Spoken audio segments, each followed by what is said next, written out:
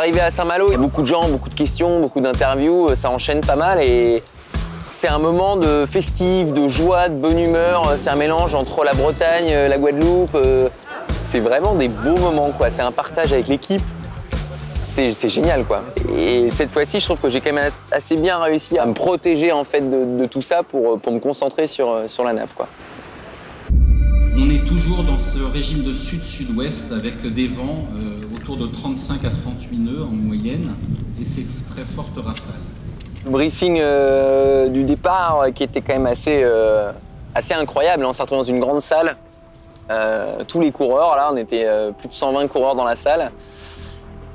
Météorologue annonçait la météo, il n'y a eu aucune question.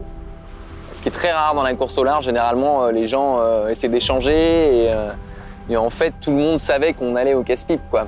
Là, sur cette course, j'arrive pas à savoir à quel moment je prends le maximum de risques ou à quel moment j'en prends pas. C'est les conditions les plus inconfortables, en tout cas pour le bateau, mais surtout pour le navigateur aussi. Après, ça va être à l'âne de mettre son curseur, en fait, je peux continuer encore là, ou là je me dévie un peu de ma trajectoire pour aller sur des mers entre guillemets plus soft. Cette inconnue-là, elle nous donne envie d'y aller, quoi. De se dire, eh ben voilà, je vais me prouver à moi-même si je suis capable ou non d'affronter ça, quoi.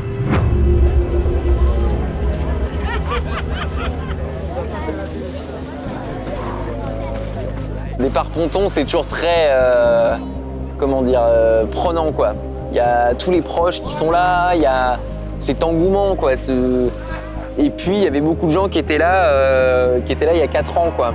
Et c'était ça aussi, ce côté magique, c'était un peu, vas-y Alan, cette fois c'est la bonne, quoi. Et donc ce moment-là a été vraiment très intense. Après, ce qui était drôle, c'est de quitter ce ponton en sachant qu'on disait au revoir à tout le monde, mais qu'on partait pas réellement. Parce que le bateau, on l'a emmené au mouillage et on partait le lendemain, quoi, pour le vrai départ.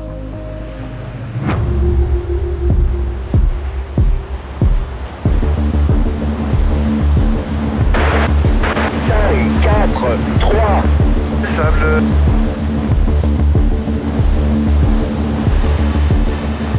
J'ai réussi à prendre un très joli départ. J'étais avec Hugo Boss, quoi, Alex Thompson, enfin j'étais avec les meilleurs, quoi, PRV et tout ça, donc très content de ce moment. Et ça a enchaîné du coup dans les jours qui suivaient, quoi, de garder cet état d'esprit il faut que je sorte du golfe de Gascogne le mieux placé possible. Et donc du coup, voilà, arriver bien placé de l'autre côté, quoi.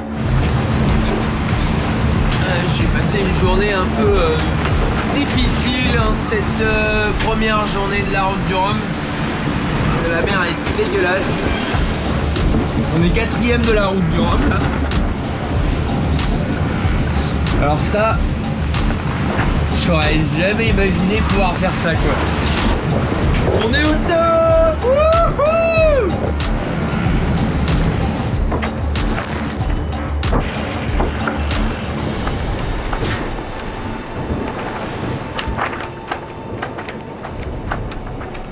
Bon là, je joue pas cool du tout, je suis tendu comme un string là.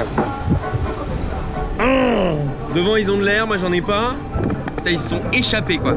Échappés. J'ai cravaché dans la molle et j'ai perdu vachement de temps à ce moment-là. Donc cette phase de molle m'a permis de réparer le bateau et de le remettre à 100% avant d'attaquer la suite, quoi. Hello! Bon voilà, on est dans les alizés là depuis hier. Ça c'est très cool. Le vent est très très instable encore. La mer aussi, elle est pas très organisée. Et là, pleine balle, je vais plus vite, c'est génial. Et il y a un grain. Il y a un grain que je vois pas à ce moment-là. Et le bateau, j'ai eu l'impression qu'il y avait une espèce de main qui a projeté mon bateau sur le travers, quoi. J'arrive à redresser le bateau, je reborde le spi. Et je me dis, c'est marrant, je le borde à la main, le spi, il y a un truc bizarre. Pour faire clair, ça va être tendax l'arrivée, quoi. J'ai plus de spi, quoi. J'ai explosé mais explosé le speed, quoi. Le stress est monté, le bateau commençait aussi à fatiguer. Il y a moyen encore de rester à la 7e place et chaque jour, chaque heure, je me faisais bouffer, quoi. Faut que je dorme là. J'en peux plus, putain. Et puis on arrive à une 40aine de milles de la Guadeloupe et là, derrière moi, je vois une voile, quoi. Et là, c'est Stéphane Le Diraison qui a le couteau entre les dents. Mais comme j'ai rarement vu un mec aussi énervé sur l'eau. Et il est à 17 nœuds et moi je suis à 12 nœuds, quoi. Et j'arrive pas à aller plus vite. Je peux pas aller plus vite. Putain, mais jusqu'au bout, quoi. Jusqu'au bout. Fais chier, quoi. On a le lashing de tétière qui a sauté. Il va falloir que je monte tout là-haut. Voilà, il faut que je le fasse maintenant.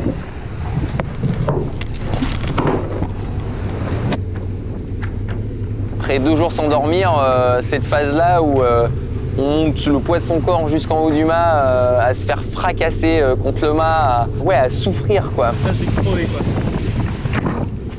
C'est sûr, je vais crever, quoi. Putain, pour une place. Mais pourquoi je fais ça, quoi? Pour une place? Mais est-ce que ma vie vaut une place? Voilà, ça y est. C'est la côte. C'est énorme. Mon pépère, il est juste là. On arrive à Basse-Terre, il y a cette fameuse bouée, quoi. On est vraiment côte à côte. Il va à la côte et moi je décide de partir sur l'autre bord en me disant que ça passe. Et là je me plante. Et il prend une risée et il s'envole. Et je le vois partir, pleine balle, quoi. Et là la course est finie. Là c'est le drame, je pète un plomb, je lâche, j'ai les nerfs qui tout sautent. Il reste 17 000 à parcourir et il est 4 000 devant, quoi. Bah c'est foutu, quoi.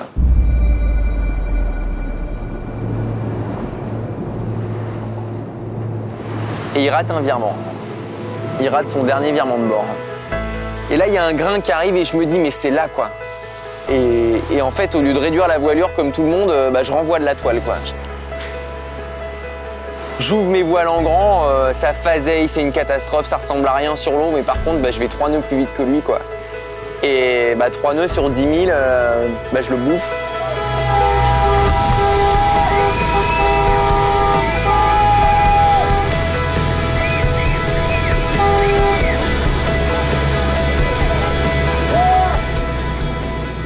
Je l'ai battu sur le dernier virement et c'est ma victoire.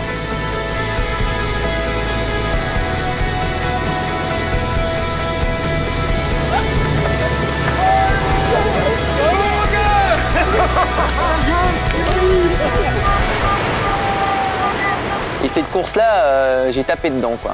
Et j'ai pris confiance en moi et au bateau et c'est bien, quoi. C'est bien. Et c'est pour ça que je suis content qu'il reste encore 2 ans pour le Vendée. C'est que j'ai encore 2 ans pour grandir là-dessus et atteindre un niveau encore plus élevé. La route du Rhum, je l'ai en travers depuis 4 ans. Il n'y a pas un jour où j'y pense pas. L'abandon d'il y a 4 ans m'a rendu la vie difficile et ouais, on est tous fiers en fait du boulot qui a été accompli. Les sponsors sont très contents. C'est une victoire, quoi. C'est ma famille, ils sont aux anges parce que voilà, c'est une page qui se tourne, quoi. Maintenant le Rhum, j'ai un bon souvenir du Rhum.